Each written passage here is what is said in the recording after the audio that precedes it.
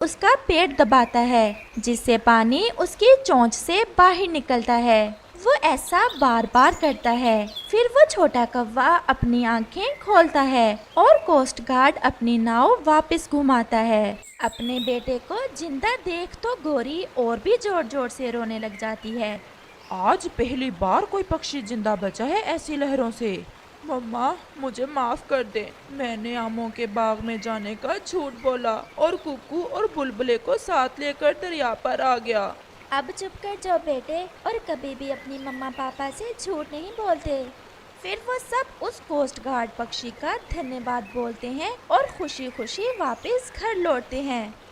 प्यारे दोस्तों, हर साल दरियाओं और नदी नालों में नहाने से कई कीमती जानें चली जाती हैं। भगवान के लिए ऐसा ना करें, और अगर आप अपने आसपास ऐसा किसी को करते देखें। सुंदरी ऐसा कहते हुए अपने पापा की तरफ देख रही थी। पापा के साथ गई थी ना, कुछ खाकर पेट भरा हुआ होगा, चलो सुबह खा लेना। फिर ऐसे कुछ दिन गुजर जाते हैं। गोरी की बेटी तो बहुत कमजोर हो गई थी, वो तो जरा भी भोजन ना खाती। सुंदरी, बस जब तुम थोड़ी सी और बड़ी हो जाओगी तो फिर सब खा लिया करना। तुम तो बहुत बुद्धिमान हो, जो किसी को बताया भी नहीं कि मैंने तुमसे कहा है। कुछ खाने से तुम्हारे पंख सूख जाएंगे। मैं अपने पापा की राज की बात भला कैसे किसी को बता सकती हूँ? मेरा पापा मेरा ही तो अच्छा सोचते हैं। वो छोटी मासूम कवि ये कब जानती थी कि उसका पापा तो उसे मारना चाहता है। गोरी कवि और उसका बेटा जग्गू भी कहीं से भोजन लेकर आ जाते हैं। कालू जी, हमारी सुंदरी तो दिन ब दिन बहुत ज्यादा कमजोर हो रही है। मैं इसे कबूतर, तुम उसे ले जाओ और अपने घोंसले में छुपा कर लगा दो, और फिर वहाँ एक पक्का अमरूद रख देना। चोर उस अमरूद की सुगंध से आकर्षक होकर फिर से चोरी करने आएगा और फिर पकड़ा जाएगा। अब तो वो चोर पकड़ा ही जाएगा। और फिर कबूतर और चिड़िया वो फंदा लेकर वहाँ से चले जाते हैं। क्या हुआ कबूतर भैया, आज सुबह सुबह ही आपका मूड बहुत खराब लग रहा है। नहीं छोड़ूंगा, इस बार तो मैं नहीं छोड़ूंगा। कबूतर भैया क्या हुआ, किसे नहीं छोड़ेंगे आप? उस चोर को, जिसने मेरा अमरूद चुराया है। वो अमरूद जो हम कल लाए थे, वो अभी तक खाया नहीं था आपने? कब खाया था? अभी तो मैं उसकी सुगंध ही ले रहा था। मैंने सोचा था कि पहले नदी से पानी पी कर आता हूँ, फिर बाद में खाऊंगा। और फिर जैसे ही मैं नदी से पानी पीकर लौटा तो मेरा अमरूद चोरी हो गया था। कबूतर, हो ना हो ये सो जाओ। और कौवा भोजन करने चला जाता है।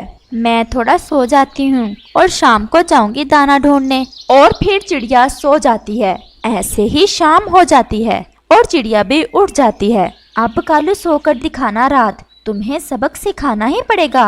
और चिड़िया नदी की तरफ जाती है और वहाँ से पानी लेती है और वापस आ जाती है। रानो चिड़िया पानी कपास पर डाल देती है, जिससे कपास गीली हो जाती है और रानो चिड़िया दाना लेने चली जाती है। शाम को कालू कौवा चिड़िया से पहले ही वापस आ जाता है। वो जैसे ही घोंसले में लेटता है, घोंसला तो पानी की तरह था और वो जल्दी से उठ जाता है। ये कपास गीली कैसे हो गई? ऐसे ही रानो चिड़िया भी आ जाती है। चिड़िया रानी, ये घोंसला गीला कैसे हो गया?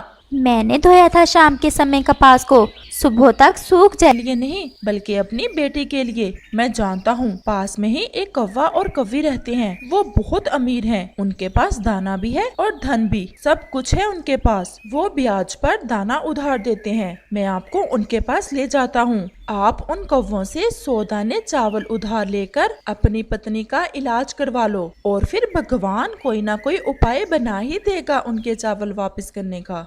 कबूतर, क्या ऐसा सच में है? क्या वो मेरे कुकू की मम्मा के इलाज की फीस दे देंगे?